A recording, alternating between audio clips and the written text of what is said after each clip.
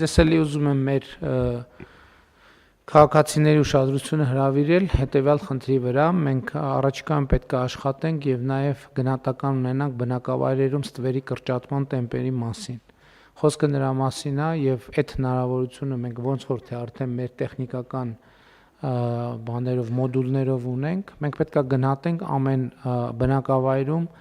ստվերը ինչքան է կրճատվում, որը արտահայտվում է ՀԴՄ կտրոնների, այսինքն առևտրի արձանագրմամբ։ Մենք կունենանք փորձագիտական եւ դա նույնպես որպես գործակից հաշվի կառնվի, որովհետեւ եւ այս process-ը նաեւ մեր բյուջեի եկամուտների հավաքագրումները, եկամտային մասի դինամիկան մեզ հուշում է, որ դա գործոն է, որը իրական ազդեցություն է ունենում եւ հետո մենք պետք է գնանք այս տրամաբանությամբ։ Ես նաեւ պետական եկամուտների կոմիտեի նախագահի առաջ խնդիր եմ դրել, որ մեզ այս բանի ինչ էր անունը դրոշմապիտակներով համակարգ, այսինքն ապրանքների ցանկը պետք է ընդլայնվի մաքսիմալ, այս տարի մաքսիմալ պետք է ընդլայնվի։ Հաջորդող շրջանում մենք պետք է մտածենք այս շուկայում այլընտրանքներ ձևավորելու հնարավորությունների մասին։ Այսինքն հիմա մի օպերատոր ունենք, ապագայում մենք կմտածենք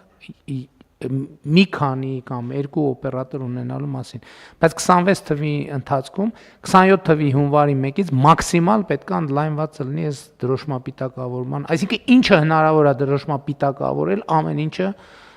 պետք է դրոշմապիտակավորել։ Այն ինչ որ հնարավոր չի դրոշմապիտակավորել, էդ էլ է պետք դրոշմապիտակավորել, որովհետև տենց բան չկա, որ հնարավոր չի դրոշմապիտակավորել։ Այսինքն եթե ապրանքներ կան, որոնց գինը, չգիտեմ, այդքան չի, որ բայց եթե համախառն գինը այդքան է, էլ է պետք դրոշմապիտակավորել։ Եվ հաջորդ էլի ուզում եմ հիշեցնել, որ դա էլ է անհետաձգելի։ Մենք միկրոբիզնեսի շեմը պետք է կրկնապատկենք եւ պետք է կարգավորում մտցնենք, որ X ժամանակում, եթե որևէ ձեռնարկություն դա վերաբերվում է եւ միկրոբիզնեսին եւ շրջանառության հարկով աշխատողին, տարվա մեջ օրինակ կնայենք 3 անգամ ՀԴՄ չթողարկելու համար բան եղավ, արձանագրվեց ՀԴՄ բաց չթողնելու փաստ, 5 տարի ինքը պետքա զրկվի ընդհանրապես եւ միկրոբիզնեսի եւ շրջանառության հարկի ոլորտում աշխատելու։ Այսինքն պետքա միանգամից մտնի եւ 5 տարի պետքա արգելվի, միայն ավելացված արժեքի հարկի համակարգով պետքա աշխատի։ Ես հասկանում եմ, որ կարա ոմանց համար սա նշանակի դե ֆակտո փակում, բայց ուրեմն թող ՀԴՄ կտրոնները թողարկեն։